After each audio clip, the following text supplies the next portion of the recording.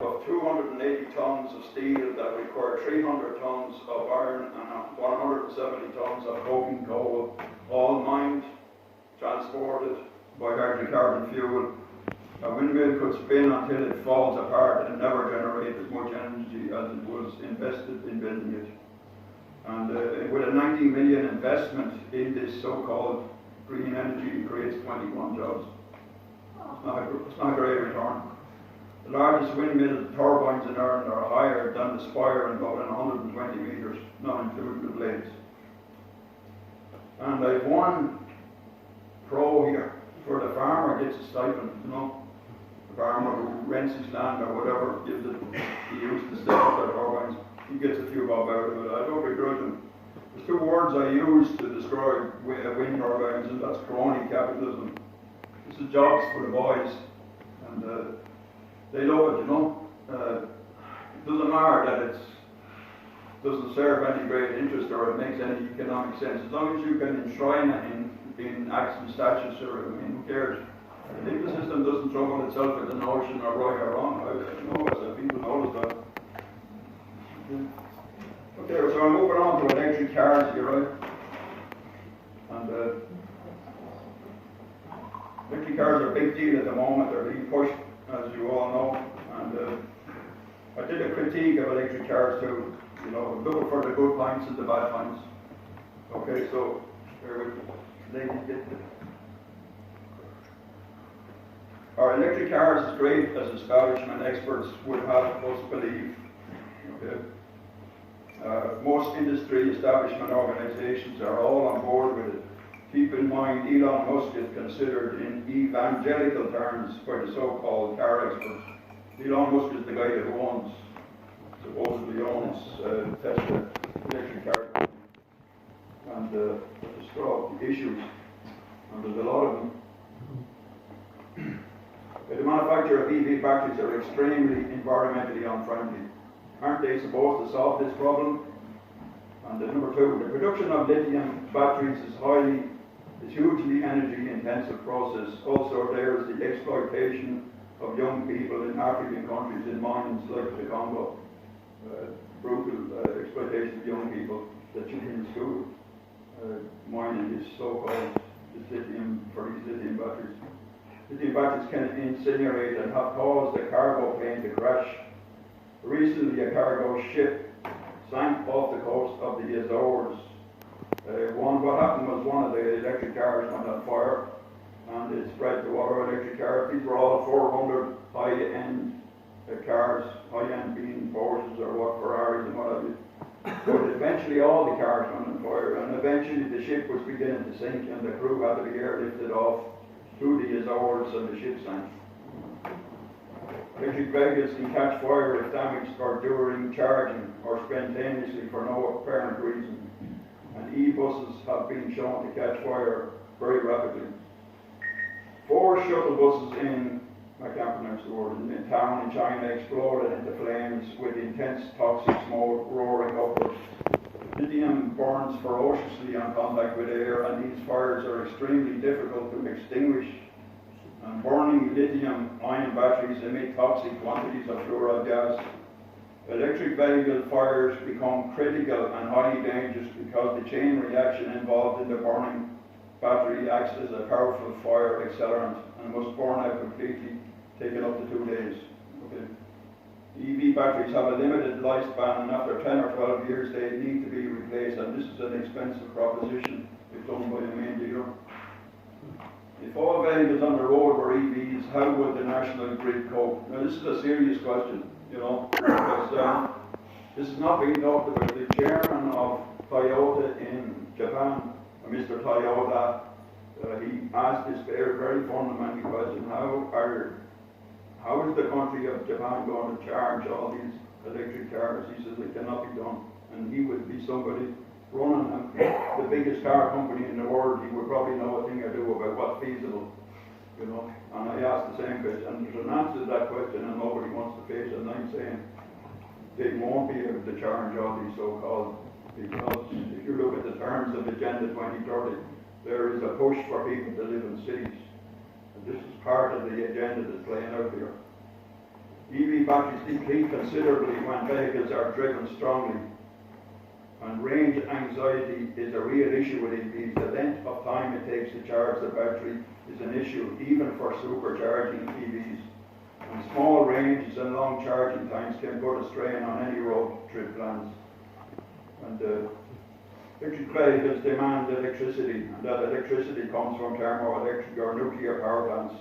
The rising demand for electric power will only raise the level of global pollution, and this is actually far beyond what internal combustion engines are doing at the moment.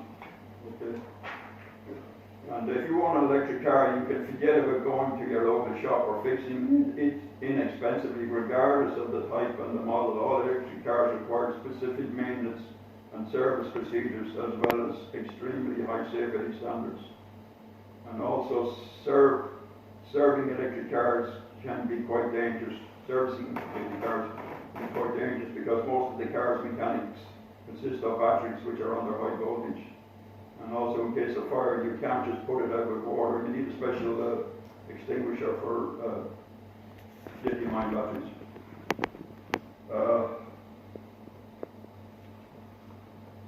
Although almost all the major car companies manufacturers have at least one electric vehicle in their lineup, most of their CEOs are not fully convinced that electric cars are the future of the industry. The board of directors and marketing people have observed how problematic the EV segment is, so they hesitate to go all in on electric cars. And the resale value of electric cars is questionable. And electric cars can have limited heating.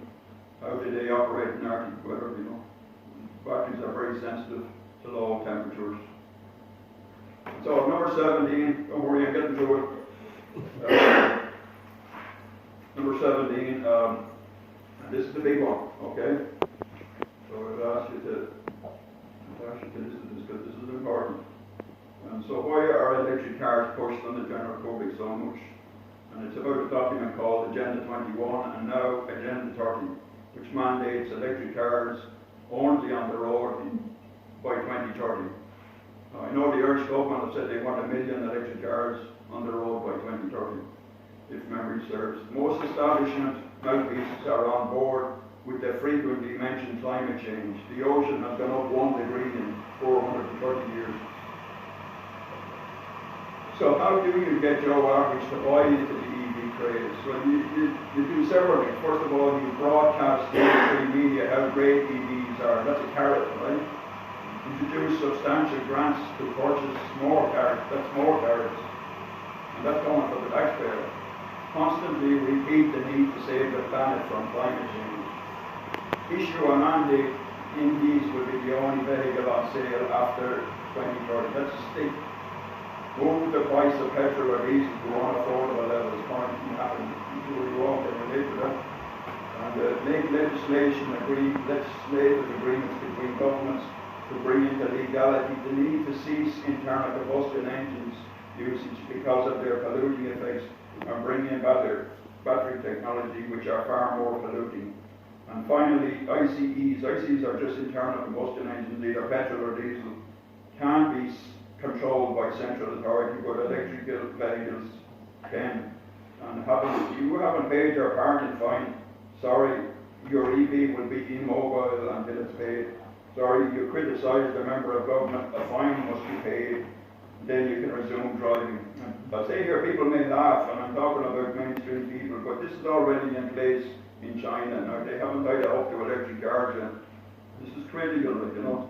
This is a social credit system where you start off with whatever, 700 units, and basically they're monitoring everything goes through your smartphone, and basically it's a system of enslavement, basically, and that's what they're going to try here. Now, they won't mention it until electric cars are on the road completely. So I'm saying we cannot let that happen, you know, for ourselves or our children. You know, it's the new world order, basically, is what it is, you know. What I do suggest here, I haven't done a lot of research, is but batteries can be made from hemp, which could change things for electric cars. With such batteries having 8 to 9 times the capacity of lithium-ion batteries. Now, I haven't done a lot of research into this, and none of the negatives associated with lithium-ion batteries. Combine this with a free energy, and you have effectively a free energy vehicle. And the issue of centralized control must be addressed and must never be allowed. EVs should never be purchased by the driving public as they are currently structured. EVs are bought as second cars by the middle classes, particularly in the United States, where they like to engage in a bit of virtue signaling, you know. And that's coming to the end now. There's just one more page. I'm sure you'll be relieved now. Imagine a world where people, but these are quotes, okay, or maxims, or just things people have said. Imagine a world where people believe, where by giving money to the government, temperature can be controlled. Another expression we've heard in the last 2 years is trust the science. It is the most anti-science statement ever. Questioning science is how you do science. Okay, Buckminster Fuller, now, Buckminster Fuller is a personal hero of mine. He made a most profound statement in the 1970s, and it's very simple, and I'm paraphrasing here. He said, don't fight a corrupt system and bring in a new way of doing things that renders the old system obsolete. And that's what we need to be thinking along. Don't be fighting the government, just stop using their system. And Nikola Tesla, who was the genius who basically made the 20th century possible from an electrical point of view, and he said, the day science studies non-physical phenomena, it will make more progress in 1 decade than it did in the previous 1,000 years. And this is from a it doesn't matter what the truth is, it matters what the people believe in is the truth. This is a fundamental thing that's going on in elite circles. They don't care what the truth is, you know. It's what the general public believe to be the truth. Okay, so this is, I'll just finish in 30 seconds. In searching for a new enemy to unite us, quote from the Club of Rome, okay? Club of Rome is a Rockefeller created institute. That's a red flag for a long time researcher for me. This would ostensibly be about engaging in environmental issues and getting people to think about the environment. Of course, it's nothing got to do with it at all. I mean, the guy who controls the biggest oil company in the world is hardly too worried about environmental affairs. But it said, in searching for a new enemy to unite us, we came up with the idea that pollution, the threat of global warming, water shortages, and famine and the like would fit the bill. All these dangers are caused by human intervention, and thus the real enemy then is humanity itself. Humanity needs a common motivation, namely a common adversary, in order to realize world government. Now they're telling you there in black and white, they're not beating around the bush. Okay, world government does not matter if this common enemy is real or an invented one for the purpose. And that comes from an Italian guy with the name of Aurelio Pecce, I can't pronounce his name, P-E-C-C-E-I. And that was sent in the 1960s when they set up the Club of Rome. And just finishing, evil, this is a profound statement here, and it's something that hits home with me, you know, because it's what's going on in the world. It says evil will rarely expose itself to public light. It must always hide under the pretext of something which appears to be virtuous, and that's exactly what they're doing with this global warming, you know, appearing to be great adversaries of the environment and all. Of course, they're not at all. And I just end, this is the last statement I want to say, and I just asked the question, what if somebody could invent a device for removing CO2 from the atmosphere? And then I say, they have, it's called a tree. That's it.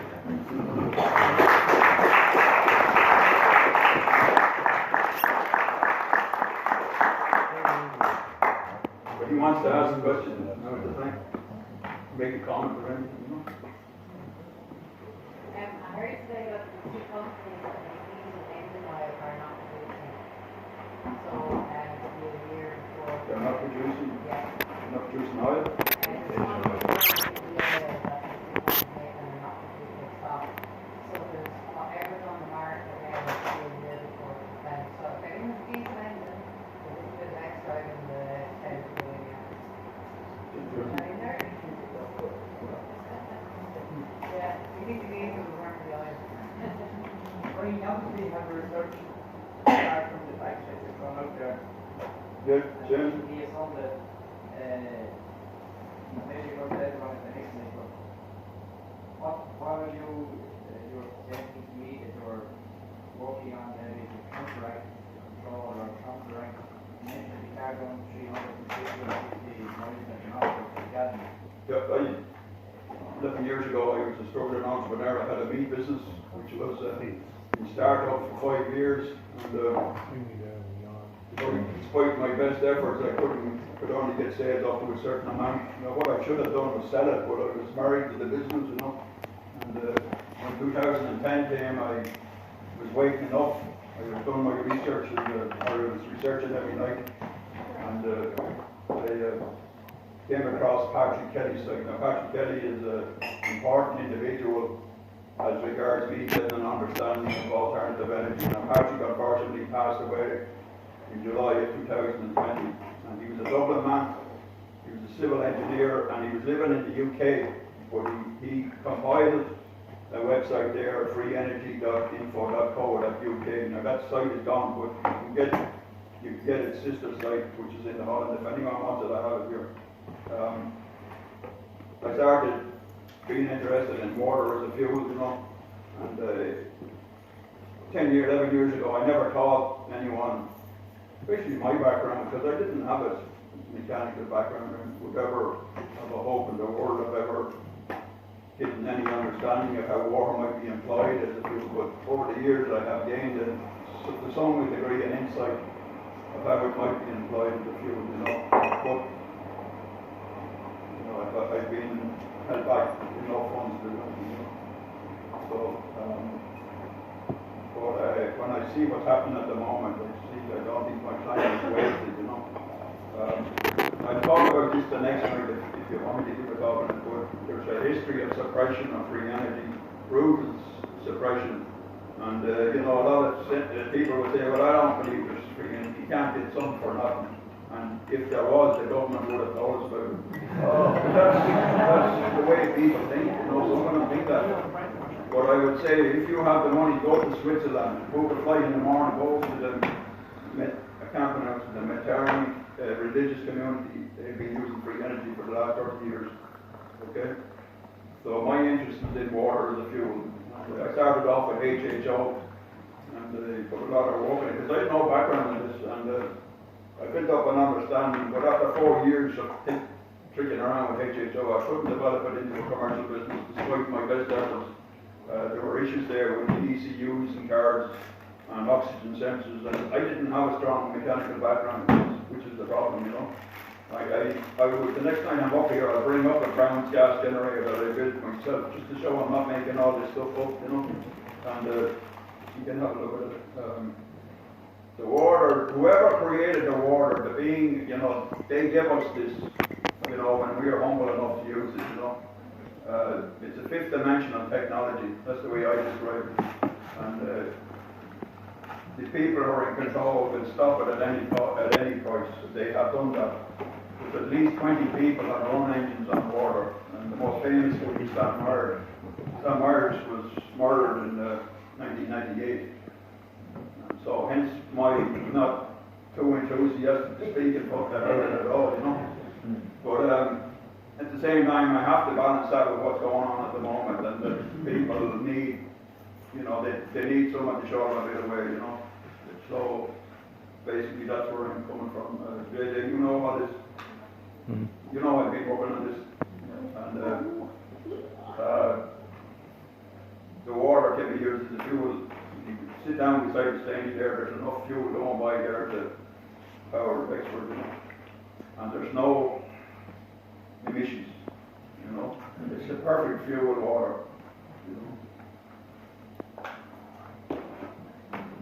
Excuse me, will you be talking about solar next time? Hey, that's a good question. I left out solar because I didn't research it, to be honest with you. But the only thing I had to say about solar, and as far as I know, the solar panels can't be recycled, as far as I know. I haven't done a lot of research, I have to be honest with you. I think they can't be recycled, and they also deteriorate. Yeah. But they are not as big as scam as the wind. That's the only thing I would say to you, We've been expecting solar farm to both the surrounding us, and that's why we're really worried about the whole thing.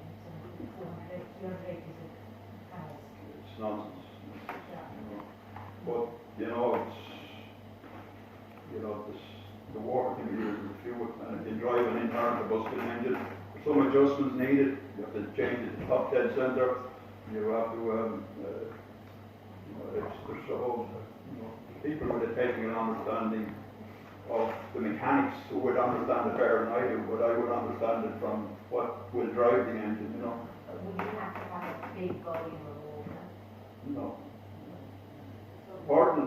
The important thing about the water is the actual, when the mechanics and inventors and all, they all talk about the device to run the engine on water, but they never talk about the water, and it's actually the water, the particular type of water you can do is as important as the mechanical device that's going to run it, And the water has the most astounding characteristics, I'll show some of them the next day I'm up here, Do you have a website of the President's Business? I have it written down here.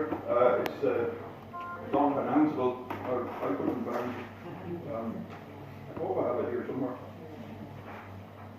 Or if you give me your email address and I send it to you. Just write it in the document.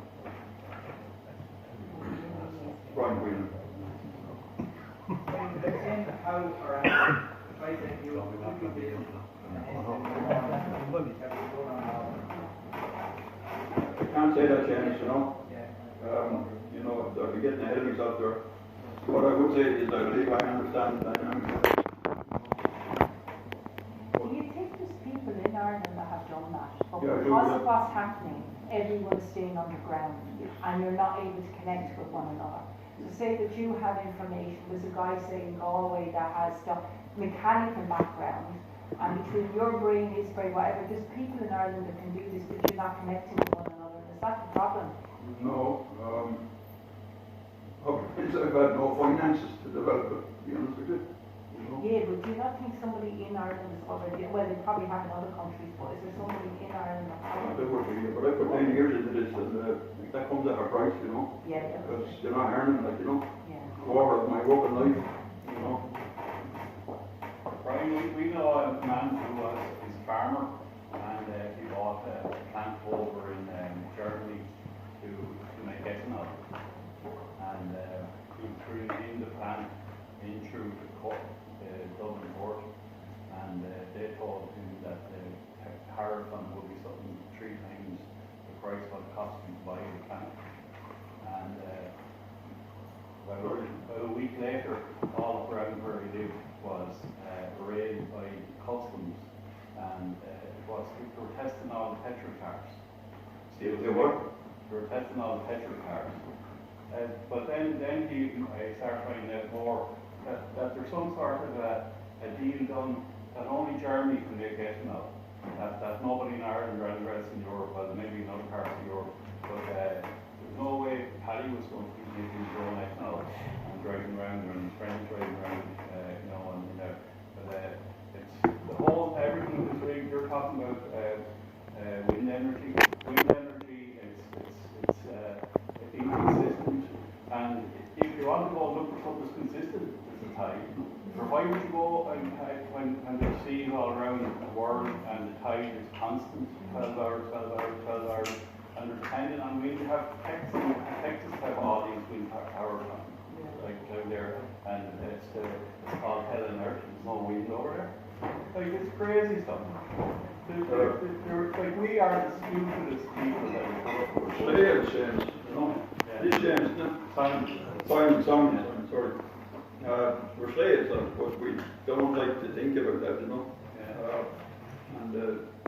I made a mention of all these action statutes they bring in, and I just ask people to think, what are action statutes there for? I mean, they're enforced on citizens. There are 173,000 EU laws, and but they're all for your own good. No, they're not. They're about taking away your sovereignty. That's all they're about. Yeah, that's what I was just telling you last morning. The Tonight Show. There was something on last night about the Liberty crowd bar or something. I can't remember. But sometime they were going on about how at the close of the Dáil, something like 20 or 30 acts pushed through. Just pushed through. No proper debate, no nothing. And the same happened in December last year, when everybody was clicking up and getting off. So these boys are putting whatever they want through without a word, not properly debating, sending around places like that. And you can be sure that one, that the WHO and all that stuff can be shoved in whenever they want to. None of it's wrong, though. Hardly none of it is wrong, though. That's the problem. But these people are putting this in, that's the whole of there, that's repugnant to the Constitution, even doing that. Because it's meant to be debated and people are, I reckon that if one of those laws came up and I was in charge or something, I'd contest. I'd say that that's not a proper law. They don't so put do that. Yeah, it's good. The other thing there's, Chair, that Simon, please, alcohol, as far as I know, ethanol is not good for anything. Yeah, I don't know, but it's just it's nothing to do with the engine, it's just they didn't want it's a chemical use widely in everything. But there's no way that an Irish farmer is going to be producing enough in his farm. No way. And it just shows you what's going on. The only way this, what I'm talking about here, will ever come in, and I'm talking about the free energy, is if you get behind it. Numbers of people, as regards what the state is up to, the only way we're going to stop them is, people talk about going to court and all. Courts are as corrupt as the state is. The only thing is, there's a lot more of us than there is of them. And if we can get more and more people awoken, so that when they try their outrageous actions that they're doing, I mean, there's 280 young fellas have died in prison in the last 15 years in Ireland, I mean, can you not just be restrained, I know young fellas can be crazy on drugs, what have you, but that's like 50 in a year,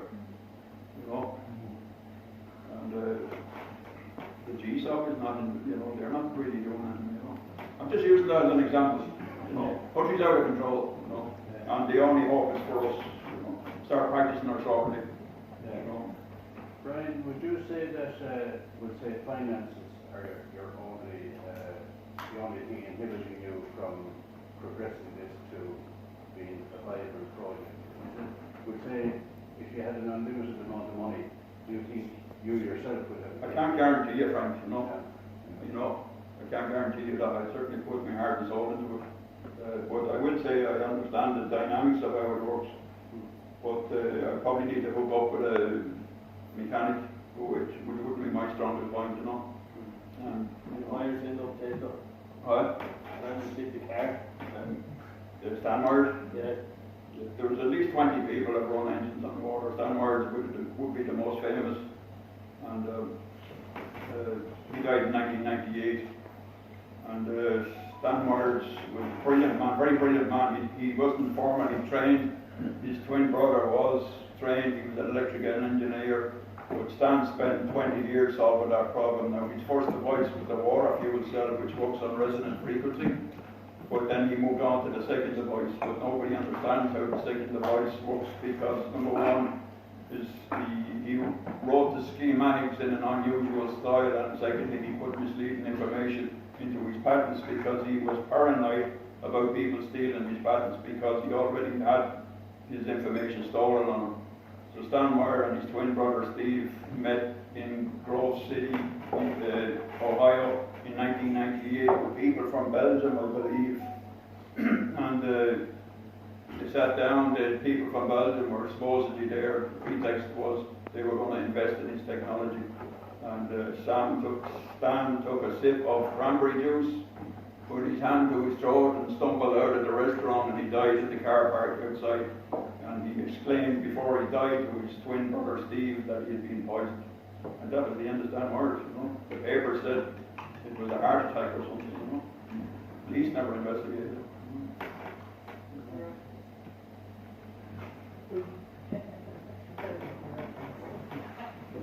Sorry, Brian. The stuff you were talking about earlier about getting more miles to the gallon. Yeah. In the competition and all that. There are people that claim that you can there was a guy, his name Ron Carson or somebody, the gadget man he called Oh, himself. yeah. If you could do certain tweaks to your carburetor and parts of the exhaust system, and you can get a lot more mileage, maybe 30%. Have you ever experimented? Experimented with HHO, and it worked in one car and it didn't work in another. And a lot of fellas went into the HHO business, and I spent 4 years therein, and I told them after 4 years that I couldn't develop it into a commercial technology. Yeah, but for your own car, you could. Yeah, but I mean, we put one device on Stan's trucks up there in Anniscordy. Yeah. They said they didn't get any benefit, and you see, I know it's not about hydrogen, there's something else going on in those ground gas generators, and that's the secret. And everybody says it's hydrogen, it's not hydrogen. Hydrogen is, of course, produced from electrolysis, but and it's burned in the engine, but it's only a very small amount. Something else going on there. I have a video up on YouTube proving there's something else going on in those ground gas generators, you know. So you're saying through trial and error you could possibly get your car to... If I were to seriously look at developing improving the miles per gallon, I'd look at wouldn't you could perhaps get down the road and vaporising the fuel, or but that's a big change. All the ECU won't handle that, you know. The electronic engine control units and modern cars. It's only a very old car. Maybe you might have some look, you know.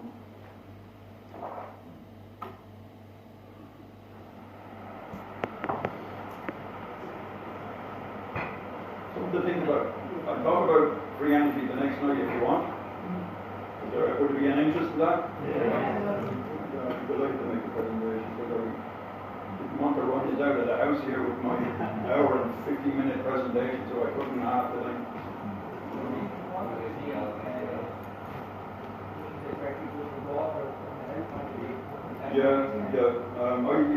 All the water I drink, I live in Enniscorthy there, and right in the middle of the town.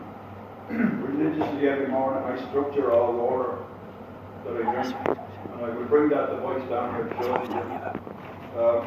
It's not that much to it, but I think people should be aware of it. For instance, people are drinking distilled water, and they're spending an awful lot of energy distilling water, and they're saying, well, the water is pure. You have to understand that water has an esoteric nature to it. And when you structure it, as far as I know, you're effectively render the harmful compositions inert, and it takes about 5 minutes to do it. And you can use that structured water on your plants indoors and